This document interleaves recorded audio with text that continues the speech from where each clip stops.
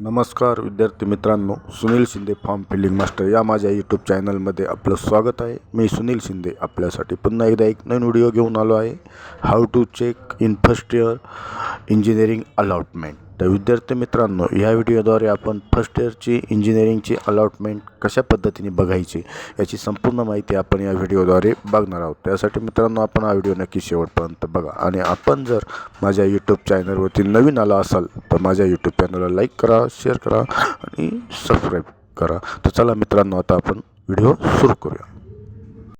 तर मित्रांनो, या ठिकाणी गुगल सर्च बारमध्ये MST CET 2026 असे टाईप करून इंटर द्यायचं आहे। इंटर दिल्यानंतर या ठिकाणी cetcell.mahacet.org अशी वेबसाईटची लिंक दिसेल, त्यावरती क्लिक करायचं आणि त्यानंतर या ठिकाणी उजव्या बाजूला admission portal for academic year 2026-27 या टॅबवरती क्लिक करून डाव्या बाजूला टेक्निकल एज्युकेशनमध्ये अंडर ग्रॅज्युएटमध्ये BA BTech वरती क्लिक करायचं आणि त्यानंतर या ठिकाणी डाव्या बाजूला check provisional allotment status CAP round 2 या टॅबवरती क्लिक करायचं आणि त्यावरती क्लिक केल्यानंतर आपल्याला या ठिकाणी ॲप्लिकेशन ID टाकायचा आहे आपला आणि डेट ऑफ बर्थ या ठिकाणी टाकून घ्यायची आहे। तर या ठिकाणी आपल्याकडे जो ॲप्लिकेशन ID आहे आपला तो त्याची EN 26नी त्याची सुरुवात होते। तो application ID date of birth टाकून सबमिट या टॅबवरती क्लिक करायचं आहे। त्यावरती क्लिक केल्यानंतर या ठिकाणी तुम्हाला candidate name, gender, date of birth, candidate category, त्याच्यानंतर कॅटेगरी फॉर ॲडमिशन, ही सर्व इन्फॉर्मेशन ॲटोमॅटिक या ठिकाणी तुमचे येणार आहे। त्यानंतर प्रोविजनल अलॉटमेंट डिटेल्समध्ये